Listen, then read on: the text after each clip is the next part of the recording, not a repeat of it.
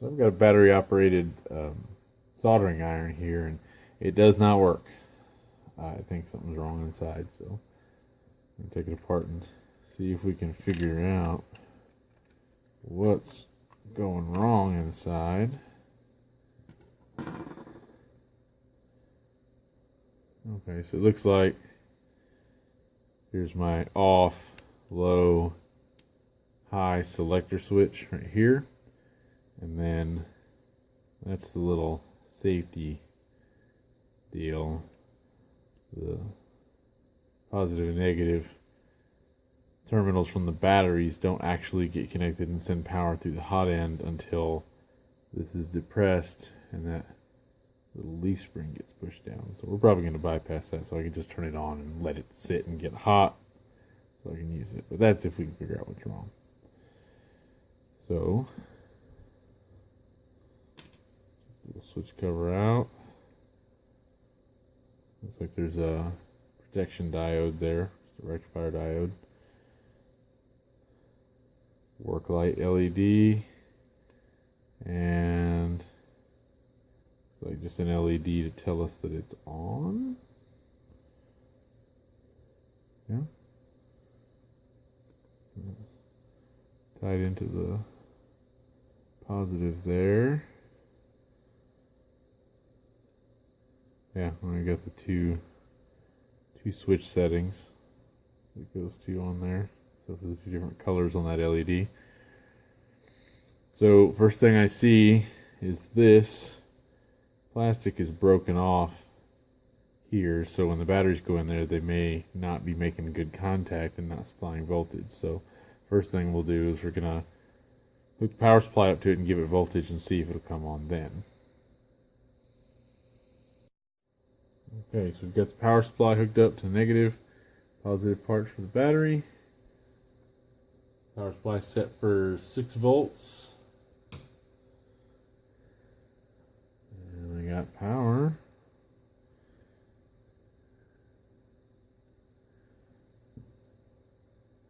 That's low.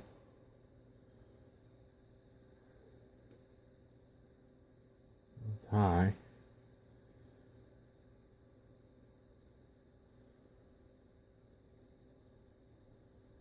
It is not getting hot. Alright, let's check the diode. Okay, to check the diode, you set your meter to diode check.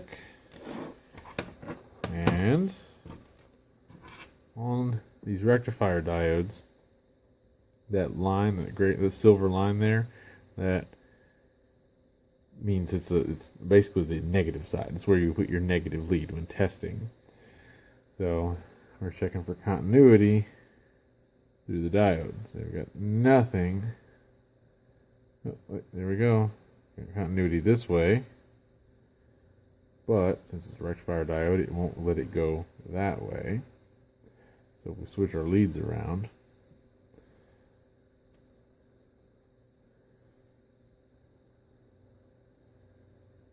we get nothing.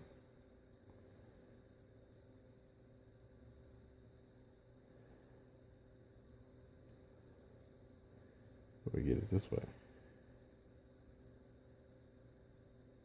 Means the diode's good. And while we're at it, we can go ahead and check continuity on the switch.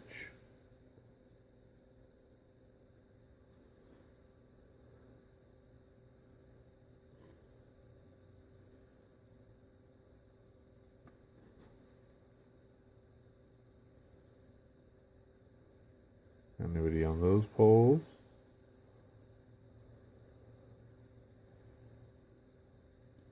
Put on low. Those poles. On high. Those poles. So switch test good. Those are the only two components on this that could cause it to fail. Wait a minute. I did something wrong. Okay, so negative goes straight to this part of the hot end here. focus. See, the positive side goes to this little guy, and when I was testing it earlier, I was just letting it dangle. But when it's in the case, the hot end sits right there, and this guy sits in that little hole there. Makes contact through that little hole right there. So, let's get the power supply back out. Test it again. Okay, let's try this one more time. There's power.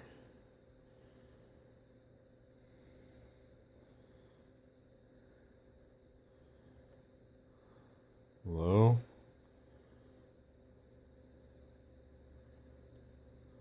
High.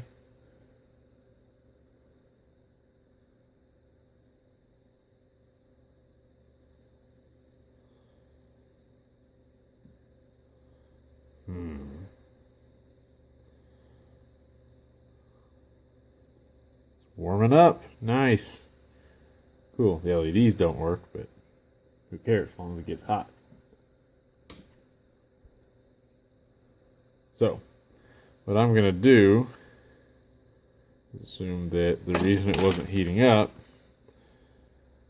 was since this broke off the inside of the housing here, batteries weren't making good contact, and I'm going to go ahead and bypass this little guy. Basically take the solder off of this, put it straight through the hole where this is. That way I don't have to hold that little button down to keep it hot.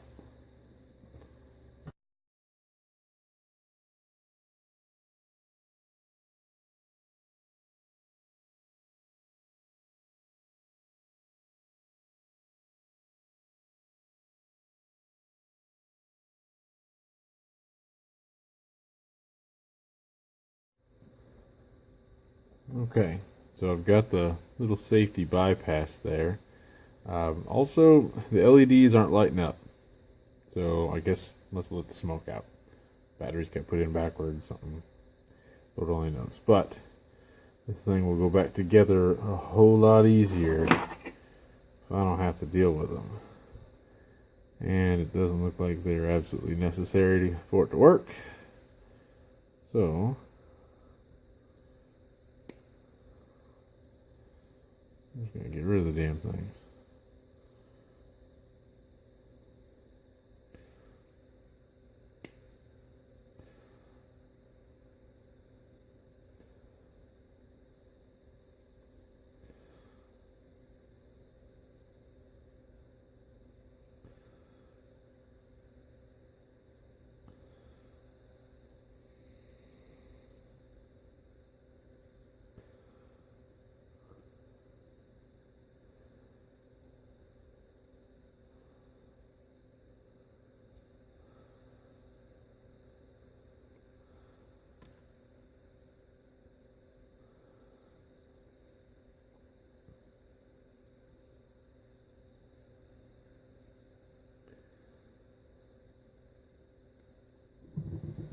There.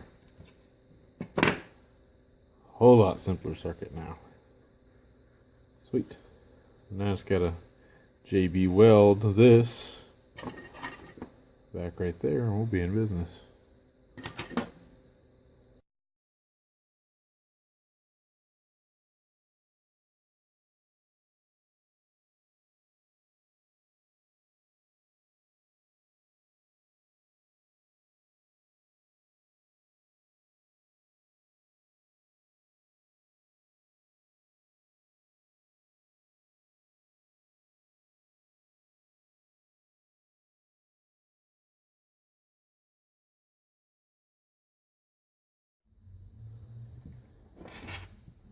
Alright.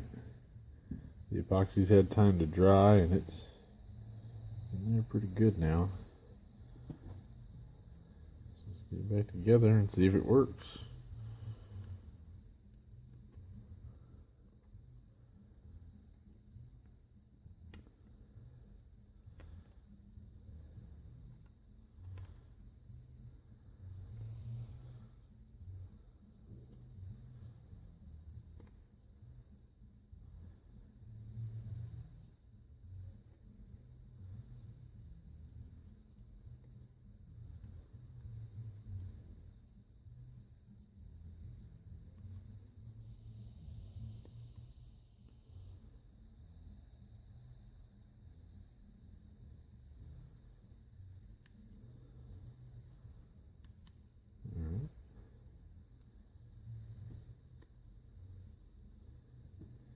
get this little guy. Now, a little bitty hole there. Focus.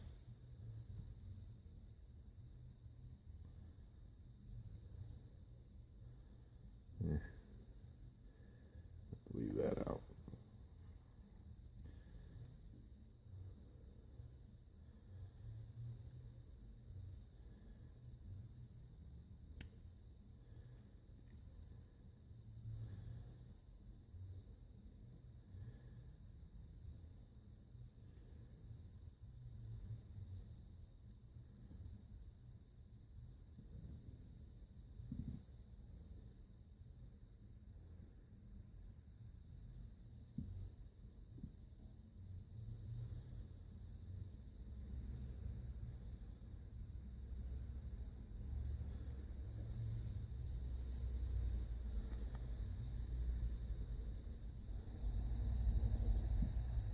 That thing just barely reaches.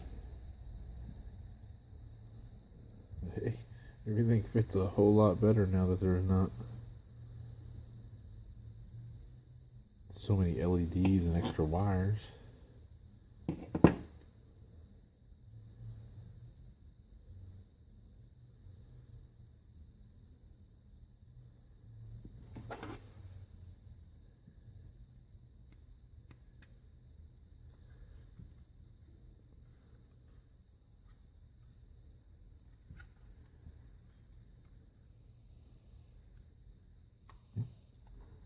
Let's screw it back together and see if it works.